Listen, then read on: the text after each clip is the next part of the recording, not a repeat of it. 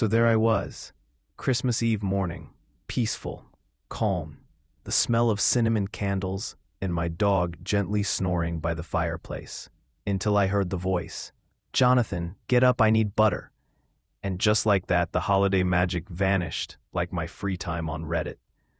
See, my wife Rachel has two moods: angelic holiday goddess and Iron Chef Gordon Ramsay with a caffeine problem. Today, she was Gordon with a spatula and an agenda. Me, why can't we just use margarine? Rachel, glaring. Jonathan, you wouldn't understand. Butter is the soul of Christmas. Me, pretty sure that's Jesus, but okay. She tosses me a coat, shoves her phone in my hand, and barks instructions, like she's launching a space mission. Store, dairy aisle, second fridge, left side, salted, not unsalted. If you come back with vegan butter, so help me, I will flambe your socks. I salute, I march. The dog watches me leave, like he's never going to see me again. All right, it's 9:03 a.m. I walk into Supermart, which, by the way, is packed. Apparently, everyone else also forgot key ingredients for Christmas dinner. One guy's arguing over the last can of cranberry sauce like it's gold. I make it to the dairy aisle feeling victorious, but then I see it. Salted, unsalted, whipped, Irish, cultured, European style. Why does butter have more personalities than a drama major? I panic.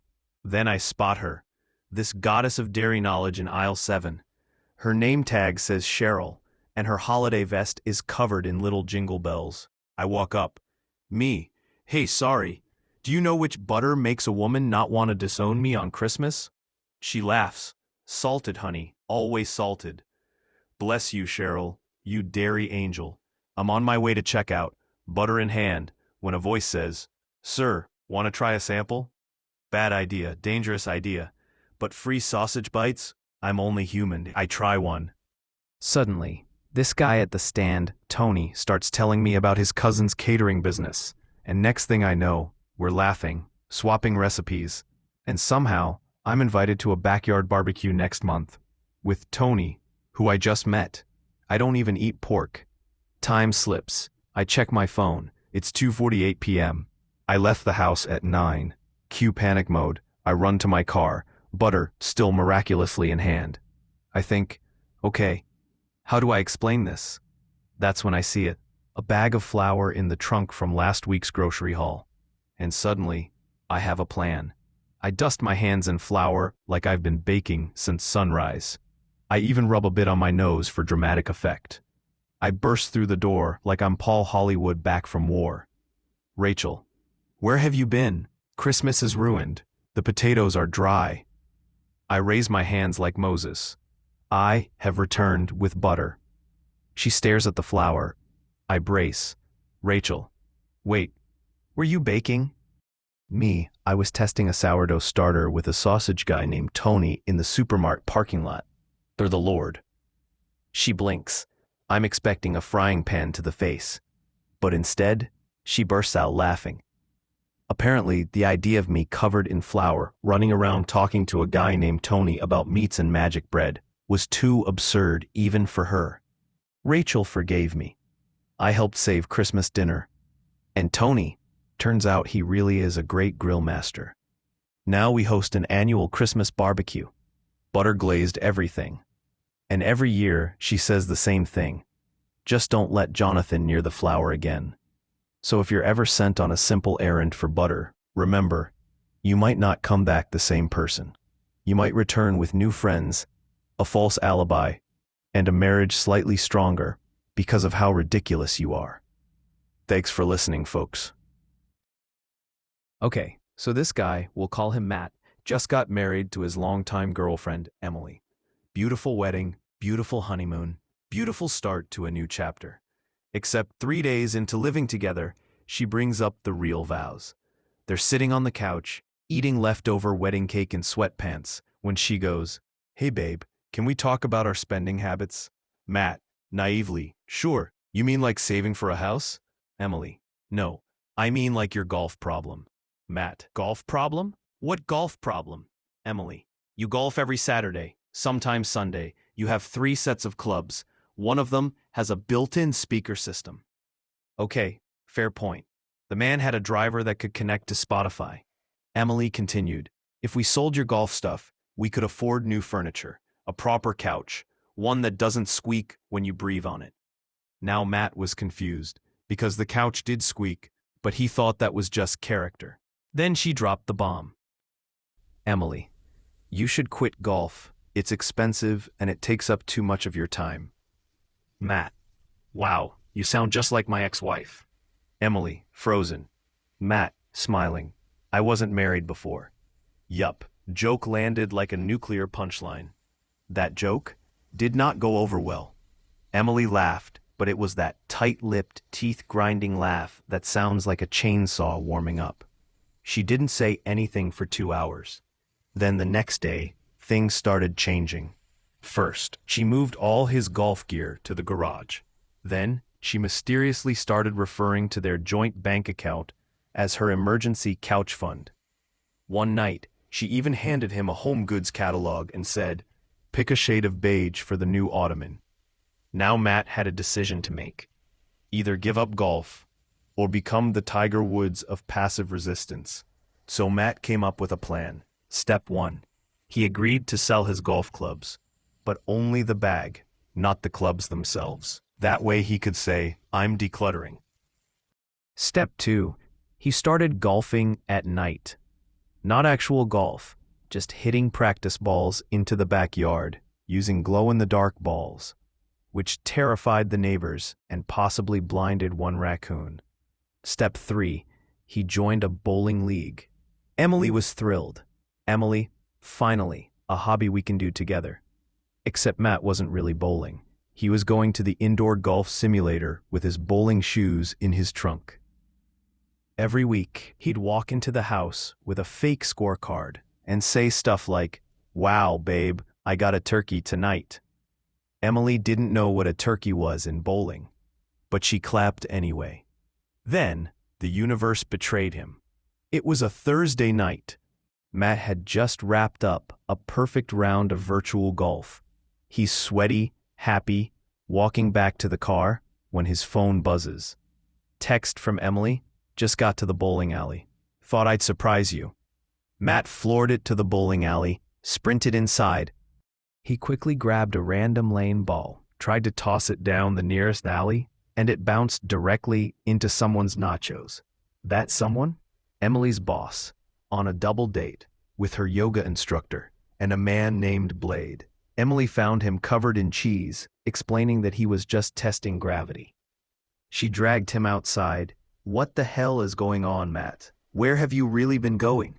And in a moment of pure, panic-induced genius, he replied, "Matt, you're talking like my ex-wife again." "Emily, you're not going to be able to golf or bowl when you're living in your car." Oof.